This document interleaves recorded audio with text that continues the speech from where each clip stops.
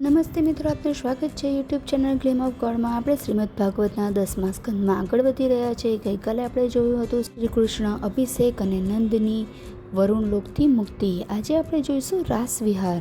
શ્રી સુખદેવજી બોલ્યા, શરદ ઋતુમાં ચાંદની ઝળહળી રહી હતી. એ સમયે ચંપા, ચમેલી વગેરે ફૂલો ખીલીને પોતાની મહેક દૂર દૂર સુધી પ્રસરાવી રહ્યા હતા. ચંદ્રમાં પૂર્ણ કળાઓ સાથે જય થયો હતો. શ્રી કૃષ્ણ વ્રજ બાળાઓના મનને હરનારી વાંસળી વગાડી મધુર ગીત ગાવા લાગ્યા. એ સ્વરમાં ભગવાન તેનો ગાઢ પ્રેમ એમને મળવાની, પામવાની, મિલનની પ્રબળ લાલસા હતી. બધી ગોપીઓ ભય, સંકોચ, લોકલાજ છોડી એમની પાસે ખેંચાઈ આવી. એમણે પોતાના ઘરમાં કામ કરવાનું છોડી દીધું. એ જેવી સ્થિતિમાં હતી એવી સ્થિતિમાં દોડતી આવી. જે ઘરોમાં બંધ હતી એ એમનું જ સ્મરણ કરતી, એમનામાં લીન બની ગઈ. ગોપીઓને પોતાની પાસે ઉભેલી જોઈ એમને મોહિત કરતા શ્રી કૃષ્ણ બોલ્યા, તમારું સ્વાગત છે. બોલો, તમારી પ્રસન્નતા માટે હું શું કરું? આ અર્ધરાત્રિમાં આ નિર્જન વનમાં તમારું રોકાવું ઉચિત નથી. તમારા કુટુંબીજનો તમને શોધી રહ્યા હશે. તમે ઘરે જાઓ.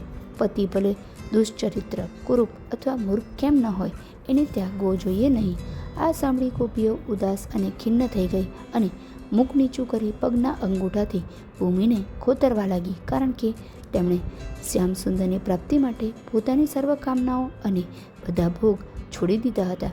શ્રી કૃષ્ણ પ્રત્યે એમને અનન્ય અનુરાગ અને પ્રેમ હતો. એમની આંખોમાંથી આંસુ વહેવા લાગ્યા. રૂંધાતા સ્વરે ગદગદ થઈ તેઓ બોલી, હે પ્રિયતમ, આટલા કઠોર ન બનો. અમે સર્વ કામનાઓ તથા અમારું સર્વસ્વ છોડીને તમારી શરણે આવ્યા છીએ. તમે અમારા મન અને હૃદય ચોરી લીધા છે. અમે તો તમને જ અમારા પતિ માનીએ છીએ. તમે અમારા ખટખટમાં વ્યાપેલા છો. અમે બધું છોડીને તમારા ચરણોને જ પ્રેમ કરીએ છીએ. હે કમલનયન, હે પ્રાણવલ્લભ, અમારા પ્યારા સખા, અમારા હૃદયમાં તમારા પ્રત્યે અપાર પ્રેમ છે અને મનમાં મિલનની આગ ધબકી રહી છે. એને તમે તમારા રસભર્યા અધરોથી બુઝાવી દો, નહીં તો તમારા વીરની વ્યથાની આગમાં અમે સળગી જઈશું.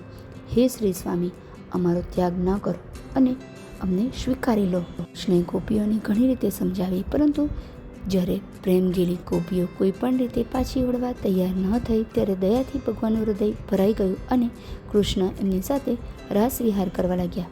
યમુના તટની ચાંદનીમાં હાથોને ફેલાવી એમના હાથ, કેસ વગેરેને સ્પર્શ કરતા કૃષ્ણ એમની સાથે વિહાર કરવા લાગ્યા. ત્યારે એ ગોપીઓના મુખ કમળ ખીલી ઉઠ્યા અને તેઓ પોતાને સંસારની શ્રેષ્ઠ સ્ત્રીઓ માનવા લાગી. ત્યારે એમના એ અભિમાનને દૂર કરવા માટે શ્રી કૃષ્ણ એમની વચ્ચેથી અંતર્ધ્યાન બની ગયા. કૃષ્ણના અંતર્ધ્યાન થતાં જ ગોપીઓ એમના વિરહમાં વ્યાકુળ બની ગઈ. એ ઊંચા સ્વાદે એમને પોકારતી, પાગલોની જેમ એક વનમાંથી બીજા વનમાં ભટકવા લાગી. એ વૃક્ષો, ફળો વગેરેના નામ લઈ લઈને એમને પૂછતી, શું એમણે કૃષ્ણને અહીંથી પસાર થતા જોયા છે? ત્યારબાદ એ કરુણ સ્વરે પુકારવા લાગી, હે નંદનંદન, અમે તમારા વિરહમાં વ્યાકુળ બની તમને શોધી રહ્યા છે. અમને દર્શન આપો. આગળ કૃષ્ણના પગ ચિહ્નો જોઈ એ કહેવા લાગ્યા, આ કૃષ્ણના જ પગ ચિહ્નો છે. એમાં ધજા, કમળ, અંકુશ વગેરે પણ ચિહ્નો છે. આગળ જતાં એમની સાથે એક ગોપીના પગના ચિહ્નો પણ જોયા તો બધી ઈર્ષા દુઃખી થઈ કલ્પના કરતી કહેવા લાગી, આ કોઈ ગોપીના ચિહ્નો છે. એણે કૃષ્ણની ભારે આરાધના કરી હશે એટલે એમ અમને છોડી એ એમને એકાંતમાં લઈ ગયા. આગળ જતાં ગોપીના પગના ચિહ્નો ન દેખાયા તો એ કહેવા લાગી, એ ગોપીના પગમાં તણખલા મુકાયા હશે એટલે ભગવાને એને પોતાના ખભા પર બેસાડી લીધી હશે. અહીં ભગવાને એના માટે ફૂલો વીણ્યા હશે અને અહીં જુઓ, અહીં એના વાળ સજાવ્યા હશે. આવી રીતે શંકા, કુશંકા અને વિતર્કો લગાવતી કૃષ્ણમય બનેલી ગોપીઓ કૃષ્ણને શોધવા વન વન ફરવા લાગી. શ્રી કૃષ્ણ ન મળતા ગોપીઓ વિરહમાં ગીત ગાવા લાગી, હે પ્રિયતમ, તમે આખા વ્રજને આનંદિત કર્યું છે. તમારી આ દાસીઓએ પોતાના પ્રાણ પણ તમારા ચરણોમાં ન્યોછાવર કરી દીધા છે.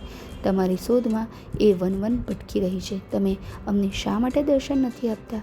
હે યદુવંશ શિરોમણી, તમને શરણે આવેલની મનોકામના પૂર્ણ કરો છો. તમે જ અમારા સર્વસ્વ છો.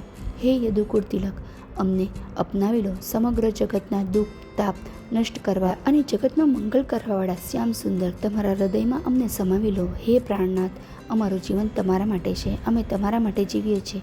અમારી ઈચ્છા પૂર્ણ કરો. ગોપીઓએ ગાયેલા આ ગીતને ગોપી ગીત કહે છે. ભગવાન કૃષ્ણનો વિરહ અસહ્ય બનતા ગોપીઓ ધ્રુસકે ધ્રુસકે રડવા લાગી. ત્યારે ભગવાન એમની સામે પ્રકટ થઈ ગયા. કામદેવ એ પણ વધારે સુંદર ભગવાનને સામે જોઈ ગોપીઓના નેત્રોમાં પ્રેમ અને આનંદ છલકાઈ ઉઠ્યો. એમના શરીરમાં નવા પ્રાણોનો સંચય થયો. એક ગોપીએ ભગવાનના બંને હાથોમાં પોતાના હાથ આપી દીધા. બીજી ગોપીએ ભગવાનના ચંદન ચર્ચિત હાથ પોતાના ખભા ઉપર મૂકી દીધા.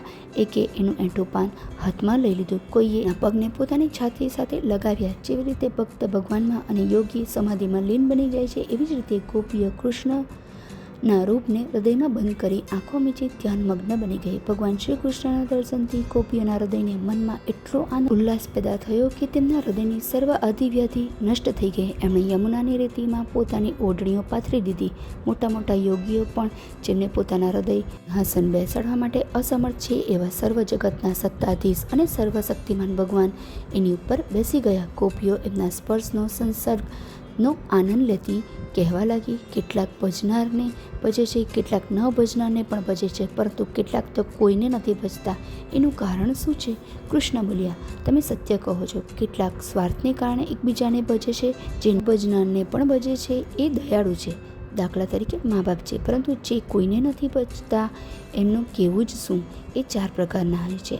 આત્મામાં જ મગ્ન રહેનારા, ભોગેચ્છા રહિત, પૂર્ણ કામ, કેટલાક કરેલા ઉપકારને નહીં જાણનાર, મૂઢ, અકૃતજ્ઞ તથા ઉપકાર કરનારનો દ્રોહ કરનારા. ભલે હું ભજનારને નથી ભજતો, પરંતુ આ 4 પ્રકારના લોકોમાં એ કોઈ નથી. તમારી ચિત્તવૃત્તિ મારામાં જ લાગી રહે તે માટે હું છુપાઈ જાઉં છું. એટલે મારા પ્રેમમાં કોઈ દોષ ન કાઢો. મારી પ્યારી ગોપીઓ, મને તમારા ઉપર ખૂબ જ પ્રેમ છે. તમે મારા માટે કાંઈ ત્યાગી મારું ભજન કર્યું. તમે ઘર ગૃહસ્થીનું બંધન પણ તોડી નાખ્યું. તમારા માટે પ્રેમ તથા ત્યાગનો હું ગમે તેટલા જન્મમાં પણ કોઈ મૂલ્ય ચૂકવી શકું તેમ નથી. આમ રાસવિહાર નામની કથા અહીં પૂર્ણ થાય છે. અહીંથી આપણે શીખ મળે છે કે નિર્મળ મન અને અહંકાર રહિત ભજન કરીશું તો ભગવાન આપણો અવશ્ય સ્વીકાર કરશે. જય શ્રી કૃષ્ણ. જો આપને વિડીયો પસંદ આવ્યો તો વિડીયોને લાઈક કરજો, શેર કરજો અને ચેનલને સબસ્ક્રાઈબ કરવાનું ભૂલતા નહીં.